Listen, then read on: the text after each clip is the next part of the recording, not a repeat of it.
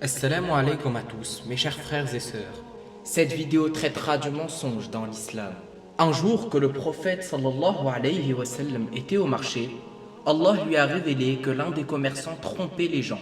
Alors, il est passé à côté d'un tas de graines de céréales lui appartenant. Il a plongé sa main dedans et a senti les graines mouillées au milieu. Il a ensuite demandé au marchand pourquoi il avait fait cela. Le prophète sallallahu alayhi wa sallam l'a interrogé bien qu'il savait avant d'y mettre la main. Pourquoi il l'avait fait? Il voulait l'exposer à tous les gens du marché. Il voulait en faire un exemple pour les autres marchands. Le propriétaire expliqua que les graines avaient été mouillées accidentellement pendant la nuit à cause d'une averse. Le prophète sallallahu alayhi wa sallam l'a réprimandé en lui disant qu'il devait permettre aux clients de savoir exactement ce qu'ils achetaient et qu'il ne devait pas essayer de les tromper. Si les denrées étaient abîmées, il devrait prévenir ses clients, sinon il trichait.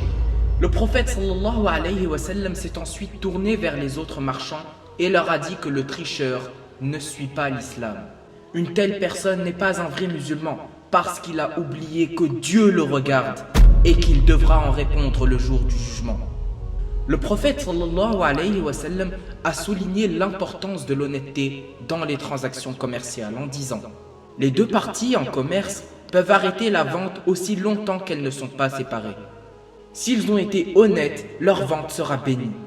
S'ils sont malhonnêtes, la bénédiction sera retirée. Certains étudiants n'apprennent pas correctement leurs cours, mais réussissent leurs examens en amenant des réponses avec eux ou en copiant sur leurs voisins. Tout cela n'est pas de l'islam.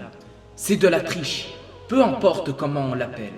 Ceux qui aident les tricheurs en leur donnant des réponses sont aussi en train de tricher, même s'ils disent qu'ils aident ceux qui ont besoin d'eux. Les amis doivent s'entraider, disent-ils. Mais Allah a interdit d'aider quelqu'un à commettre un péché. Il a dit dans le Coran: entraidez-vous dans l'accomplissement des bonnes œuvres et de la piété, et ne vous entraidez pas dans le péché et la transgression. Et craignez Allah, car Allah est certes dur en punition.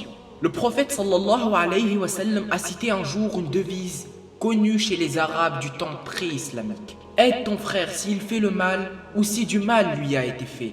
Alors les gens ont demandé: messager d'Allah sallallahu alayhi wa sallam, nous pouvons l'aider quand il a été lésé, mais comment peut-on l'aider quand il a fait le mal? Le prophète sallallahu alayhi wa sallam a répondu: en l'en empêchant. En conséquence, la seule manière d'aider un ami qui triche est de l'empêcher de le faire. Sinon, l'aider à commettre un péché est en soi un péché. Même si l'élève n'est pas pris par son professeur, Allah l'a vu et son péché a été enregistré.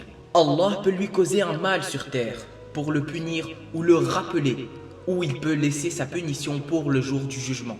Le tricheur n'échappera pas à ce péché, car Allah a dit: et quiconque fait un mal, fût-ce du poids d'un atome, le verra. L'honnêteté est une grande vertu dans l'islam. Et le prophète sallallahu alayhi wa sallam était justement connu sous le nom d'Al-Amin par sa tribu, les Qurayshites, avant même qu'il devienne prophète. Allah a clairement établi dans le Coran: ô les croyants, remplissez fidèlement vos engagements. Vous est permise la bête du cheptel, sauf ce qui sera énoncé comme étant interdit. Ne vous permettez point la chasse alors que vous en êtes en état d'ihram. Allah en vérité décide ce qu'il veut. Ainsi, le vrai croyant doit être honnête et fiable dans sa vie quotidienne et ses contacts avec les gens. Sinon, il ne peut être considéré comme un vrai musulman. Wallahu a'lam wa barakallahu fikum.